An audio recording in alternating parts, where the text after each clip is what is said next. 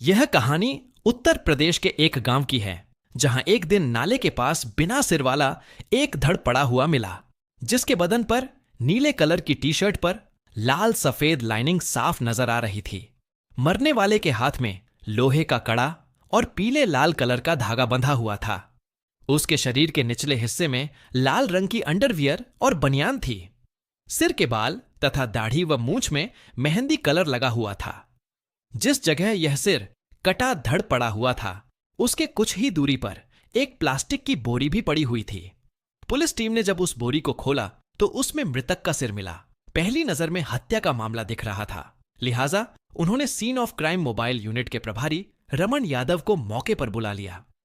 Expert Raman Yadav ने मौका मुआयना कर शव को देखकर बताया कि मरने वाले की उम्र 35 साल से अधिक लग रही है। लाश को देखने से प्रतीत हो रहा है कि लाश महीनों पुरानी है और उसकी गर्दन काटकर हत्या की गई होगी। एफएसएल टीम ने मौका मुआयना कर वैज्ञानिक साक्ष्य एकत्र कर धड़ को संजय गांधी मेडिकल कॉलेज की फोरेंसिक शाखा भेज दिया। यह बात 26 अक्टूबर 2022 की है। सोशल मीडिया पर यह खबर जंगल की आग की तरह फैलते ही कुछ ही घंटों में पुलिस को पता चल गया कि बिना सिर वाली लाश पास के गांव उमरी में रहने वाले 42 साल के रामवृक्ष पाल की है। रीवा जिले के एसपी नवनीत भसीन ने मऊगंज थाने की इंस्पेक्टर काजल तिवारी, एसआई लाल बहूर सिंह, एएसआई आदि के नेतृत्व में एक टीम का गठन कर जल्द ही रामवृक्ष की हत्या का खुलासा करने का निर्देश दिया। पुलिस टीम जांच करने जब उमरी गांव पहुंची तो पूछताछ में पता चला कि रामवृक्ष उमरी गांव में रहने वाले साधारण किसान मोहन पाल का सबसे बड़ा बेटा था। वह पेशे से ड्राइवर था। अपने पेशे की वजह से वह कई कई महीने तक घर से बाहर रहता था। रामवृक्ष की पहली पत्नी की मौत के बाद करीब 4 साल पहले उसने मिर्जापुर निवासी रंजना पाल से विवाह किया था। शादी के शुरुआती समय तो सब ठीक ठाक चलता रहा, मगर कुछ समय बाद ही दोनों के बीच मनमुटाव हो गया था। पुलिस टीम ने जब घर के आसपास रहने वाले लोगों से पूछताछ की तो पता चला कि रामवृक्ष तो पिछले 1.5 साल से गांव में किसी को दिखा ही नहीं। जब गांव के लोग पूछताछ करते तो पत्नी रंजना बताती कि उसका पति काम के सिलसिले में उत्तर प्रदेश के मिर्जापुर गया है। पुलिस को रामवृक्ष के घर जाकर यह भी मालूम हुआ कि रंजना भी कुछ दिनों पहले अपने बच्चों को लेकर मायके मिर्जापुर गई हुई है।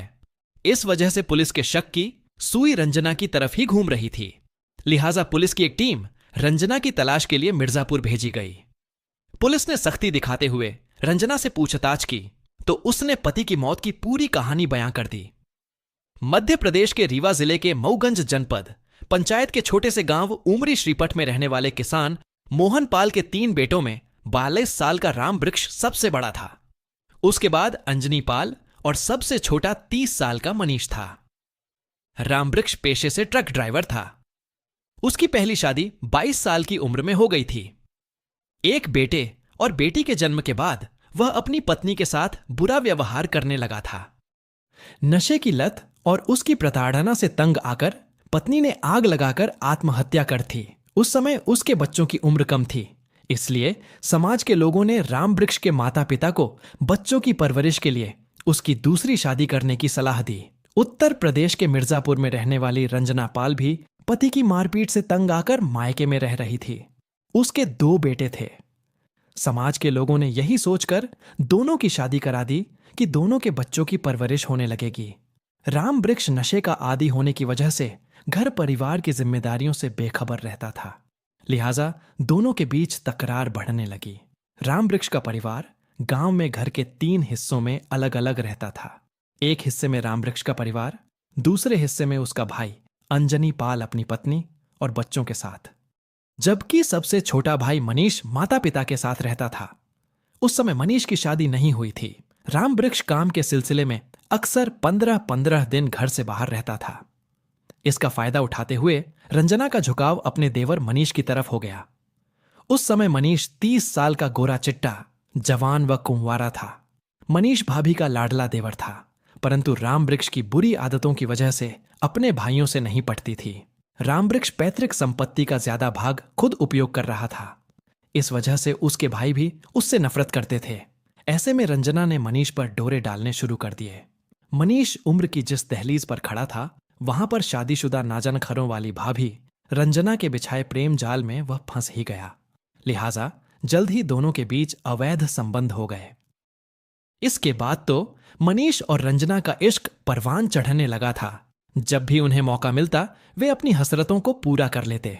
लेकिन कहते हैं कि इश्क और मुश्क छिपाए नहीं छिपते।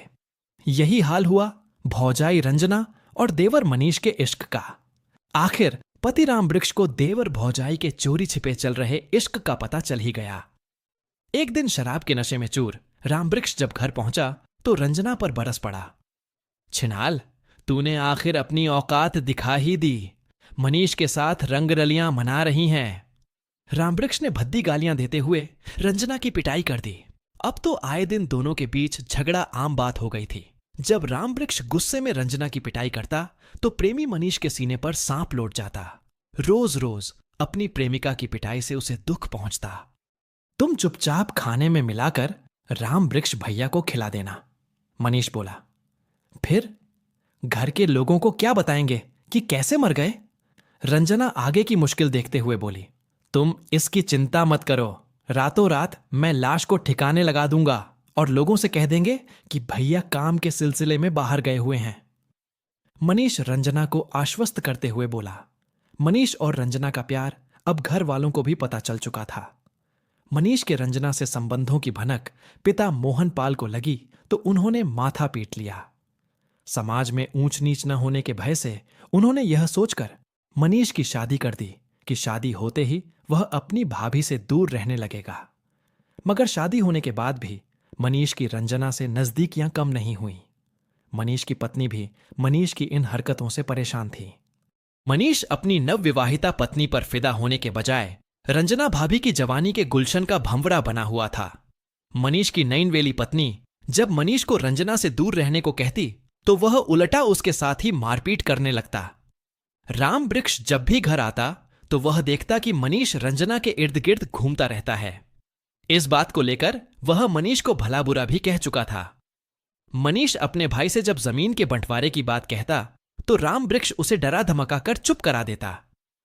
जमीन जायदाद के बंटवारे को लेकर जब भी उनका आपसी विवाद होता तो उसके चाचा रामपति और उसके लड़के सूरज और गुड्डू भी मनीष और अंजनी का पक्ष लेते। इससे राम वृक्ष अपने चाचा और उनके बेटों के साथ गाली गलौज करता। राम वृक्ष से तंग आकर 2021 के मई महीने में रंजना और मनीष ने राम वृक्ष को रास्ते से हटाने का प्लान बनाया और एक रात रंजना ने घर पर स्वादिष्ट समोसे बनाए। समोसे खाने का राम वृक्ष शौकीन था। उसे टमाटर की चटनी के साथ समोसे खाना बहुत अच्छा लगता था। रंजना ने समोसे के साथ परोसी गई चटनी में चूहे मारने की दवा मिला दी थी। राम वृक्ष चटखारे मारकर समोसे खा गया, मगर उसे इस बात का पता नहीं था कि उसकी पत्नी ने जो प्यार जताकर समोसे परोसे हैं उसमें उसकी मौत छिपी हुई थी। पेट भर समोसे खा लेने के बाद राम वृक्ष सोने चला गया। बच्चों के सोने के बाद जब रंजना रात के करीब 12 बजे पति के बिस्तर पर पहुंची तो उसने हिला डुलाकर पति की नब्ज टटोली। कोई हलचल न पाकर रंजना ने मनीष को फोन कर खबर कर दी। मनीष भी इसी पल का इंतजार कर रहा था। राम वृक्ष से हो गया था तब राम वृक्ष ने पूरे गांव के सामने उनका अपमान किया था। अपने अपमान का बदला लेने के लिए वे मनीष के इस प्लान में शामिल हो गए। सुबह जब बच्चे सोकर उठे तो उन्हें रंजना ने बताया कि उसके पापा काम के सिलसिले में बाहर गए हैं। राम वृक्ष को रास्ते से हटाने के बाद मनीष और रंजना के प्रेम की राह आसान हो गई थी। अब वे अपनी मर्जी के मुताबिक जिंदगी जी रहे थे। मनीष अपनी बीवी की उपेक्षा कर भाभी रंजना पर अपनी कमाई लुटा रहा था। रंजना भी मनीष की दीवानगी का खूब फायदा उठा रही थी। लाश को छिपाए करीब 17 महीने बीतने को थे, परंतु हर समय मनीष के मन में पकड़े जाने का भय बना रहता था। मनीष के चाचा रामपति को जब इस बात का पता चला तो वह मनीष पर लाश को वहां से हटाने का दबाव बनाने लगे थे। उन्होंने साफ तौर पर कह दिया था, भूसा भरने वाले कमरे से वह जल्द ही लाश को हटा दे, नहीं तो वह पुलिस को सब कुछ बता देंगे। पशुओं के लिए रखा भूसा भी खत्म होने को था। 25 अक्टूबर 2022 की रात को मनीष ने लाश वाली बोरी लाकर पास के गांव निबिहा के नाले के पास फेंक दी और घर जाकर चैन की नींद सो गया। अगली सुबह राम वृक्ष की लाश मिलते ही मनीष राज खुलने के डर से भयभीत हो गया और उसने फोन लगाकर रंजना को बताते हुए सचेत कर दिया था। सूचना मिलने पर मऊगंज थाने की इंस्पेक्टर काजल तिवारी पुलिस टीम के साथ मौके पर पहुंची और सिर्फ धड़ बरामद कर पोस्टमार्टम के लिए भिजवा दिए। पुलिस जांच में रंजना से पूछताछ की गई तो थोड़ी सख्ती से रंजना जल्दी ही टूट गई और पुलिस को उसने सच्चाई बता दी।